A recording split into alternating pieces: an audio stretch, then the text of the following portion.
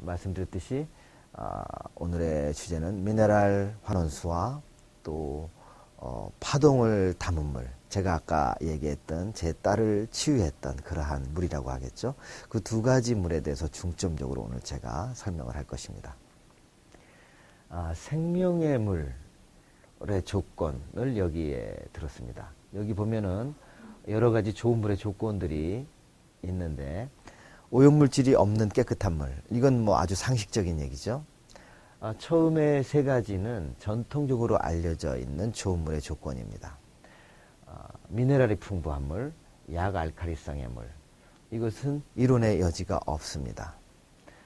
시중에 있는 역삼투압물은 깨끗한 물을 너무 강조하다 보니까 깨끗한 물로는 뭐 그 안에 박테리아도 없고 미네랄도 없는 그야말로 깨끗한 물입니다. 그러나 좋은 물의 조건은 미네랄이 풍부하고 또 약알칼리성의 물이어야 됩니다. 그 얘기는 이 두 가지는 동전의 양면이라고 볼 수 있어요. 미네랄이 풍부해야지 약알칼리성이 유지가 됩니다. 만약에 물에 미네랄이 없다면 공기 중에 이산화탄소가 흡수돼서 약산성의 물이 됩니다. 그래서 역삼투압물은 깨끗한 물을 만드는 데는 성공했지만 좋은 물을 만드는 데는 과연 성공했는지는 의문입니다. 더 나아가서 전통적인 좋은 물의 조건을 넘어서 사람을 건강하게 하는 물의 조건을 여기 더 추가했습니다. 클러스터가 작은 물, 여러분들 육각수라는 단어를 들어보셨죠? 바로 육각수를 얘기합니다. 육각수 환경 속에서는 암세포도 제대로 자라지 못하고 육각수 환경 속에서 사람이 건강해진다는 그런 얘기 들으셨죠? 바로 클러스터가 작은 물을 얘기합니다. 또 만병의 근원이 또 우리 노화의 원인도 활성산소입니다. 활성산소를 물이 없앤다면은 활성산소로부터 비롯되는 다양한 질병에 대해서 치유 효과를 나타낼 수 있을 것입니다.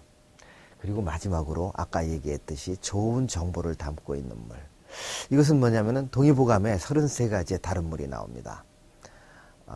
찬물과 더운 물이 흔들어주면서 생기는 그런 에너지의 물을 생숙탕이라고 동의보감에서는 표현하고 있고, 그러한 물이 내장질환을 다스린다고 표현하고 있습니다.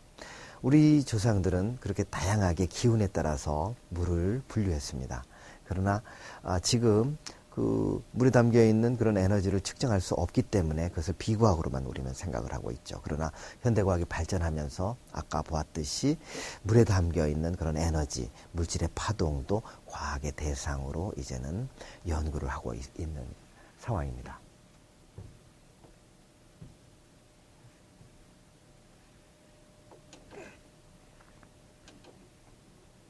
다시 말하면 여러 가지 물 중에 자연미네랄 환원수는 생명의 물의 조건을 만족시킨다. 아까 미네랄이 풍부하고 알칼리성의 환원수, 또 육각수의 구조, 좋은 정보를 갖고 있는 그것이 바로 당연히 뭐 깨끗한 물이니까 생명의 물의 조건인데, 미네랄로 만든 환원수가 그 생명의 물의 조건을 모두 만족시킵니다. 자, 만병통치약은 어디에 있는가? 현대의학에서 만병통치약은 없습니다. 왜냐하면 현대의학에서 약을 정의하기를 우리 몸에 수도 없이 많은 생체 반응 중에서 단일 반응에 영향을 주는 단일 물질을 약이라고 정의하기 때문에 만병통치약은 현대의학에는 없습니다. 그럼 만병통치약이 과연 있을 수나 있을 거야?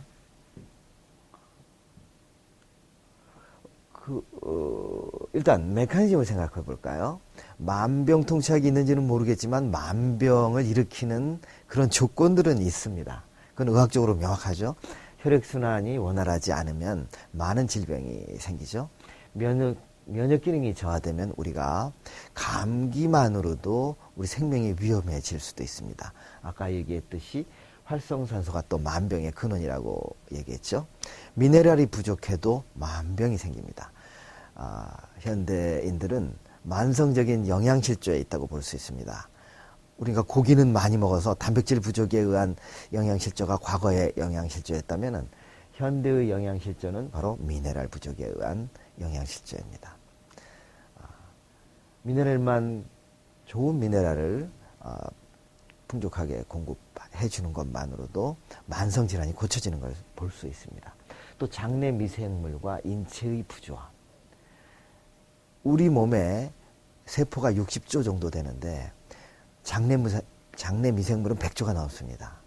우리 몸의 주인이 과연 우리인지 미생물인지 모를 정도로 우리 몸에는 미생물이 많습니다.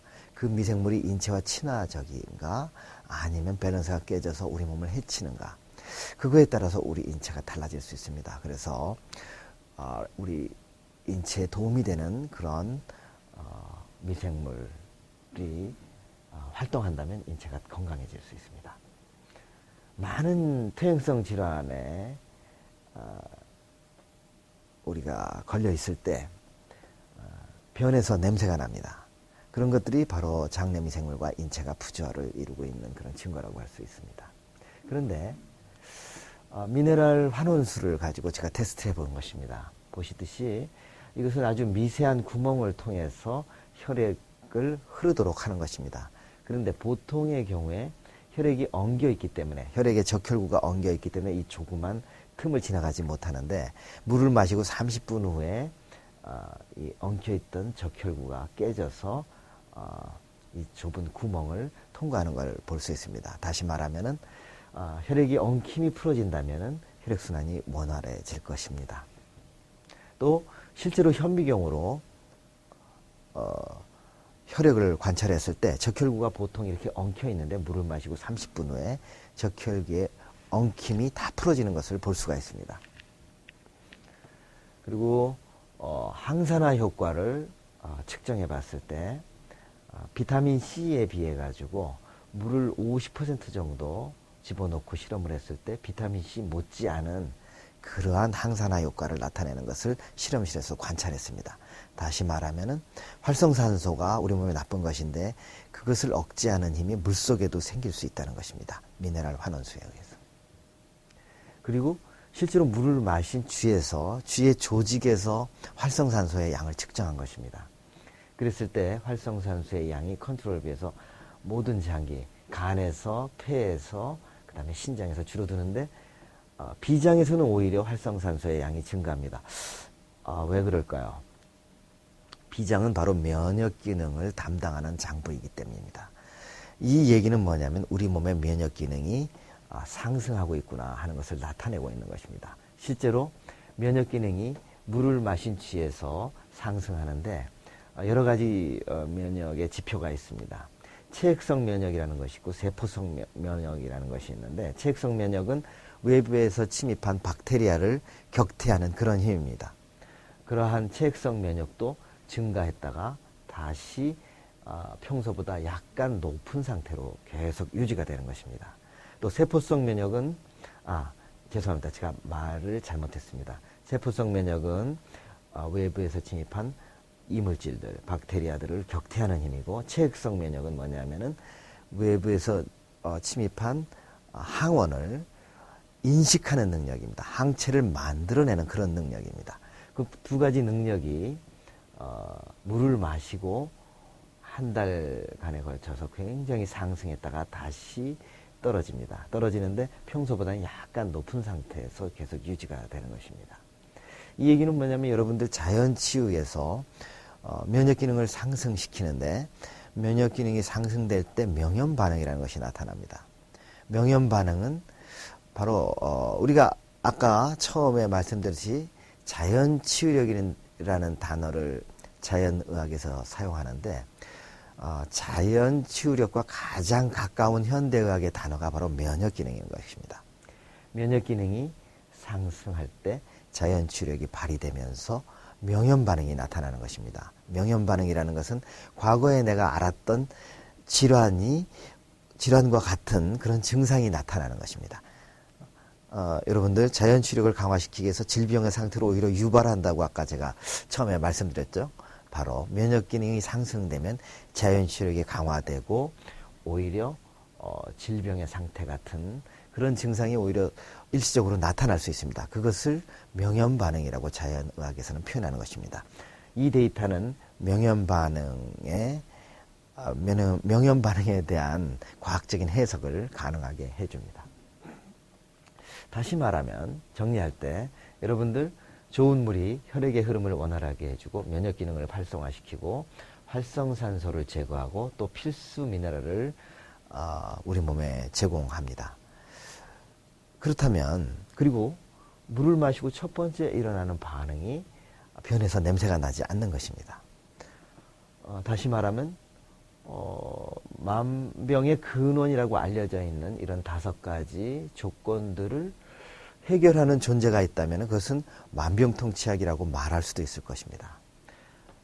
아까 보았듯이 자연미네랄 환원수는 만병의 근원을 해결하는 그러한 원리를 갖고 있습니다. 여러분들이 만병통치약이라는 그런 단어에 대해서 모든 것을 다 고치는 것이 아니라 메커니즘이 그렇다는 것입니다. 예를 들어서 여러분들이 항암제를 쓰더라도 항암제는 암을 치료하는 목적으로 만들어졌을 뿐입니다. 항암제를 쓴다고 모든 암이 치료되지는 않죠. 여러분들 잘 알고 있을 것입니다. 그러나 항암제는 암을 치료하는 목적으로 만들었다는 얘기입니다. 만병통치약이라는 것은 만병을 완벽하게 치료한다는 것이 아니라 메커니즘이 어떤 특정 질환이 아니라 전체적으로 사람을 활성화시켜서 인간의 자연치료기 증가함으로 인해서 스스로 질병을 극복하게 만들어주기 때문에 오히려 만병통치약의 원리를 갖고 있다는 그런 얘기입니다. 오해하지 마세요.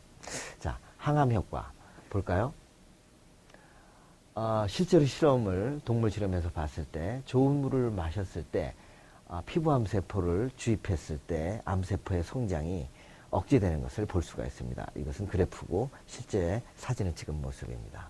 또 암이 전이되는 것이 아주 무서운 것이죠. 다른 장부로 암이 옮겨가는 것이죠. 실제로 암세포를 주사하고 폐에 암세포가 침착이 되는 것을 조사한 것입니다. 이것은 미네랄 환원수를 마셨을 경우고 이거는 일반 물을 마신 뒤의 경우입니다.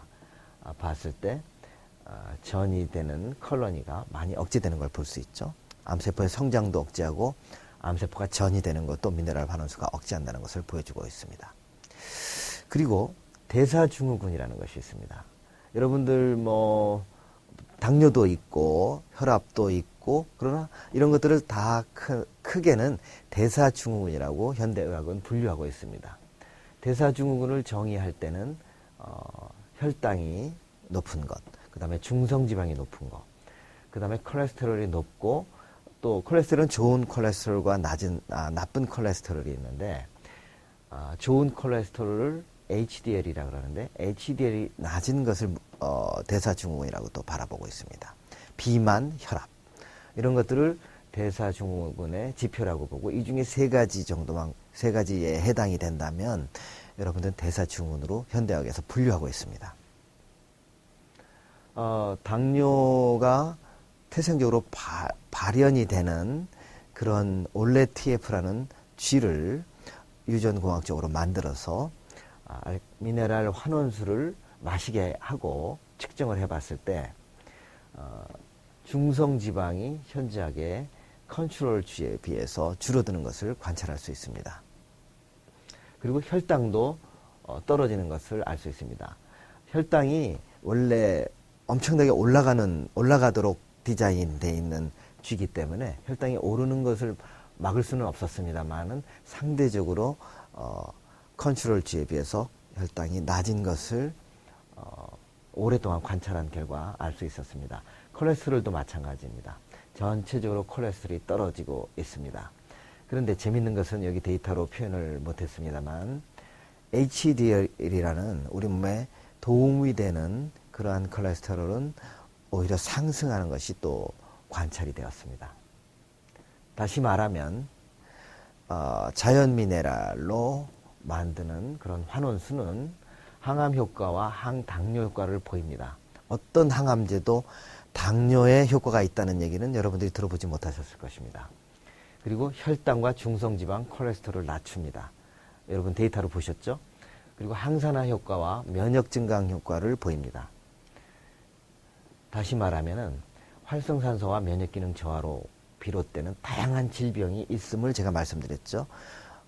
이러한 다양한 질병에 자연 미네랄로 만든 환원수가 효과를 나타낼 수 있다는 것입니다. 그래서 실제로 물을 마신 분들이 병이 고쳐졌다고 리포트한 것들을 여기서 정리한 것입니다. 여러분들 살펴보았듯이 암과 당뇨, 비만 이런 것들의 효과가 있고요. 이건 실험적으로 증명이 됐죠. 고혈압에도 효과가 있고 저혈압에도 효과가 있습니다. 이것은 또 변비에도 효과가 있고 설사도 에도 효과가 있습니다. 변비와 설사는 반대의 질환이죠. 그런데 하나의 약이 변비와 설사를 해결한다면 그야말로 만병통치약에 가까운 것이 아닌가. 원리가 특정 질환을 치료하는 현대의학과는 달리 만병을 치료하는 그런 능력을 갖고 있구나 하는 것을 볼 수 있겠습니다. 숙취, 악취변 마찬가지입니다. 악취변이 물을 마시고 그 다음날부터 사라집니다. 술을 많이 마시는 분들은 그 다음날 술과 함께 환원수를 마신다든지 음주 후에 미네랄 환원수를 마셨을 때 숙취가 거의 없어지는 것을 알 수가 있습니다. 내장질환도 마찬가지고 골다공증, 통풍, 결석, 오십견, 관절염 이런 것들이 자연의학에서는 다 하나로 보는 것입니다. 이러한 모든 질환들이 물만 마시면서 약이 아니라 물에 의해서 해결될 수 있습니다. 그리고 아토피성 피부염, 천식, 알레르기성 비염 이것은 면역기능의 혼란에 의해서 생기는 질환들입니다. 이 세 가지는 자연의학에서는 다 같은 질환으로 봅니다.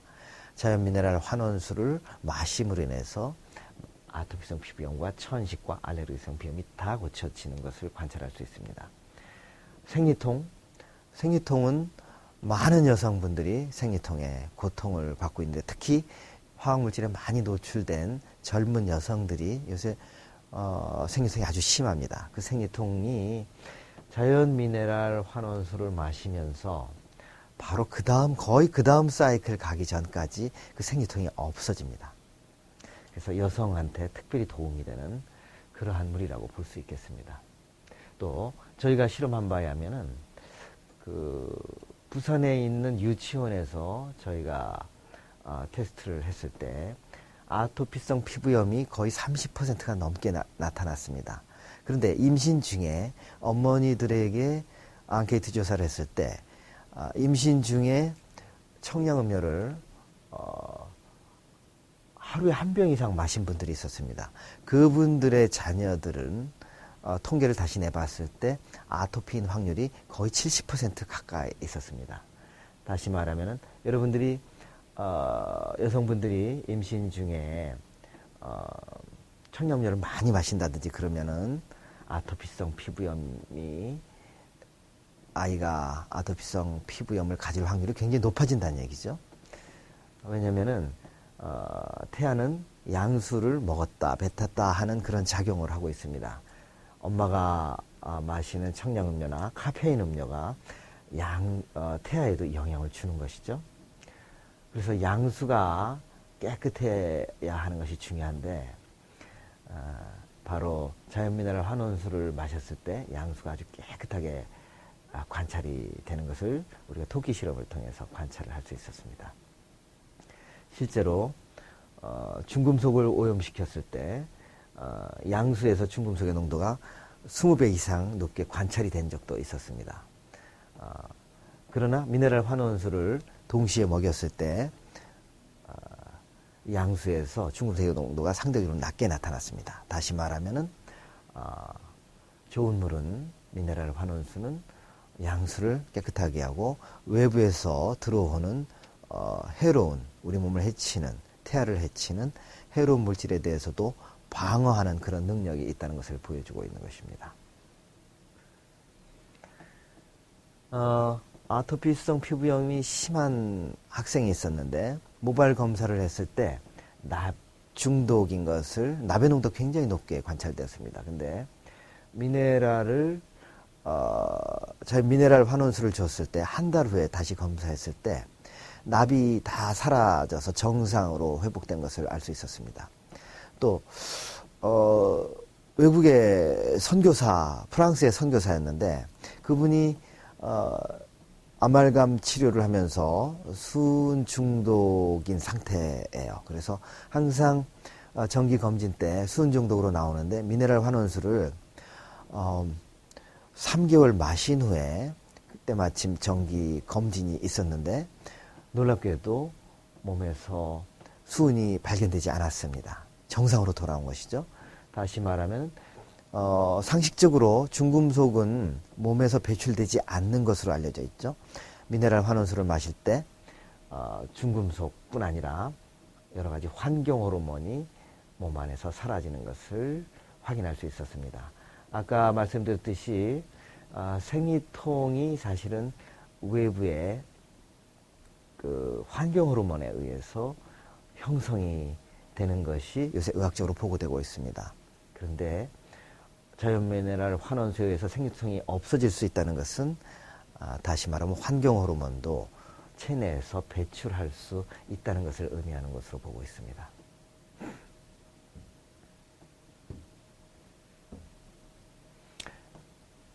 다른 의미에서 물이 답이라는 것을 여러분들이 느낄 수 있을 것입니다. 바로 물이 파랑새인 것입니다. 바로 자연미네랄 환원수가 수소를 형성하고 있는 것입니다. 2부를 다시 챕터 2를 정리하면 물은 지구 표면의 70%를 차지하고 우리 몸의 70%를 차지합니다. 마신 물은 내 몸에 흡수돼서 30분 안에 내장과 피부까지 이르러서 바로 내 몸이 되는 것입니다. 물만큼 내 몸에 직접적인 영향을 끼치는 존재는 없습니다. 마시는 물을 무시하고 건강하기를 바라는 것은 가까이 건널 수 있는 다리가 있는데도 불구하고 멀리 돌아가는 것보다 더 어리석은 일이라고 할 수 있겠습니다. 알고도 단지 깨끗한 물을 고집할 사람은 없을 것입니다. 물을 이해하는 것이 무엇보다 중요한 이유이고 제가 여러분들한테 끊임없이 물에 대한 강연을 대중에게 하는 이유이기도 합니다. 자, 우리 생명의 물, 기적의 물